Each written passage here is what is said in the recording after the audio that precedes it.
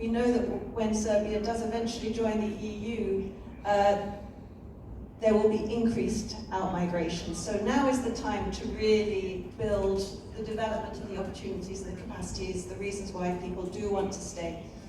In terms of the options of programs that can be developed, there are a number of different solutions out there if you look at it in an integrated way, not just as an issue about migration, but in all its facets. So, for example, there are many things happening in Serbia that can be built on. For example, digital. We know that some of the biggest, best development, economic development happening in Serbia is in the digital domain. We've seen gaming, we've heard about the digital nomads. So people are choosing to be here and invest here, and it's possible to build on that. For example, there is you may have heard of Digital Serbia, which is an initiative run by entrepreneurs, diaspora who've chosen to come back. And they're doing things like running a campaign called Tesla Nation. So really building on this idea of Serbia as a place of innovation, a place of learning, where it's good to come to. It's good to come here and work here, it's good to live here with your family. So digital is one area that can be built on. Another area that's been mentioned is the diaspora. Now when people leave, my understanding is typically people stay away. There isn't much circularity to migration. And so how do you engage that 4 million or so diaspora? It's huge. Either through getting them to invest or connect, or getting them to come back. And there are many different ways, and we see signs that some of those diaspora are coming back.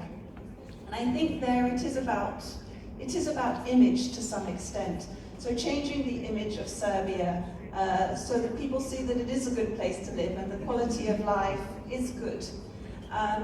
The third area that we wanted to mention is the care economy. So aging, I mean the population in Serbia is aging at a very fast rate, and I remember, Minister, you mentioning recently that by 2050 the average person is going to be in their 50s.